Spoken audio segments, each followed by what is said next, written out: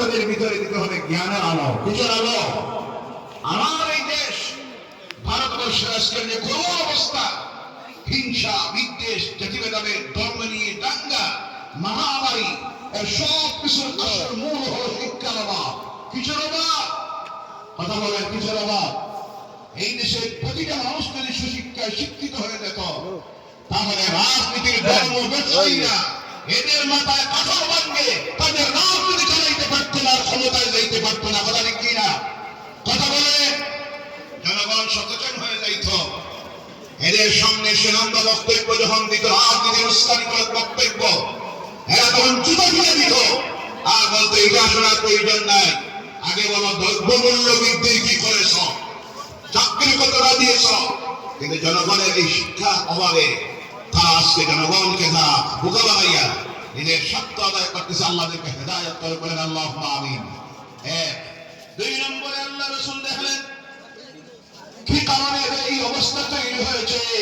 রাসূল দেখলেন এদের মধ্যে সবচেয়ে মারাত্মক যে কাজটা চলে সেটা হলো মদ পান করা। কোনটা? কোনটা? মদ পান করে।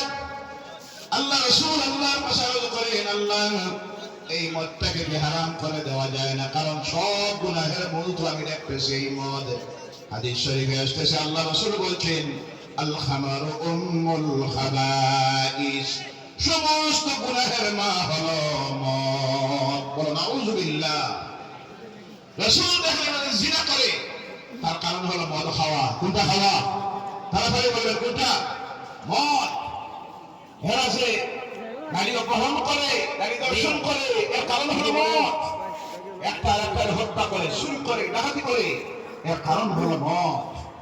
সব গুনাহের মূল আল্লাহ রাসূল দেখলেন এই মদটা। আল্লাহর কাছে আরজ করেন, আল্লাহ মদটা কি হারাম করে দেওয়া যায় না?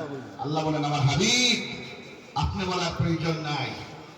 তারা যখন ঈমান নিয়ে আসবে, তারাই বুঝতে পারবে এই মদের খারাপ দিকটা, তারা আপনার কাছে আসবে। আমি আল্লাহ তখন আয়াত নাযিল করব, বলেন সুবহানাল্লাহ। ইসলাম এই জমিনে প্রতিষ্ঠিত হয়েছে ধীরে ধীরে, আস্তে আস্তে, যার কারণে কিয়ামত পর্যন্ত যে ধর্ম এই পৃথিবীতে টিকে থাকবে তার নাম হলো ইসলাম। বলেন সুবহানাল্লাহ। দুনিয়ার কোন শক্তি এই ইসলামকে জমিন থেকে মিটানো সম্ভব হবে? আল্লাহ রাসূলের সাহাবীরা মদ পান করেছেন, মদ পান করে নামাজের মধ্যে গিয়ে দাঁড়িয়ে গেছেন, তিলাওয়াত করতেছেন। মানুষ যখন মদ পান করে এক কথা বারবার বলে আসে, নিজে নিজে বুঝে মনে সব বলতেছি। মানুষের স্মরণ শক্তি লোপ পেয়ে যায়। এক কথা বলার পর কি বলবে কখন খুঁজাইয়া পায় না।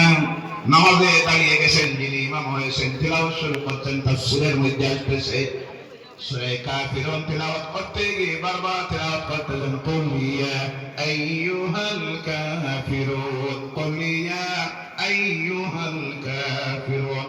পরের আয়াতটা আর আসতেছে না। পিছন দিক থেকে তখন ইসলামের প্রথম যুগ কথা বলা যাচ্ছিল। একজন সাহাবী পরের আয়াতটা বলে দিয়ে বললেন, ভাই যেভাবে তুমি নামাজ পড়াইতেছ, মাগরিবের নামাজ ছিল, নামাজে সারা হয়ে দাঁড়ে অনেক কষ্ট করে নামাজ পড়ে।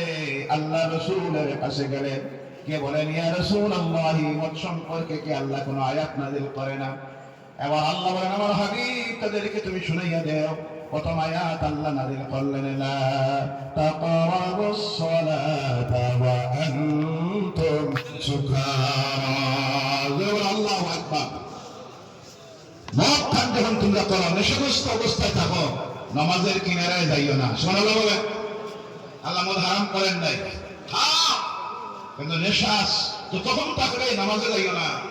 আল্লাহ রাসূলের সাহাবীরা নামাজ পড়তেন খয়রাত, জানা নাই? এই কথা জানা নাই? ওই শত মানুষ বসে আছেন, খয়রাত খয়রাত। আর অসুবিধা হইল ওই আমরা ছাড়া, আমরাও তো বেশিরভাগ পড়ি সপ্তাহে একক, এর কারণে রোজ পড়া লাগে খয়রাত, জানা নাই? রোজ কয়ক পড়া লাগে, আওয়াজ করে বলেন কয়ক।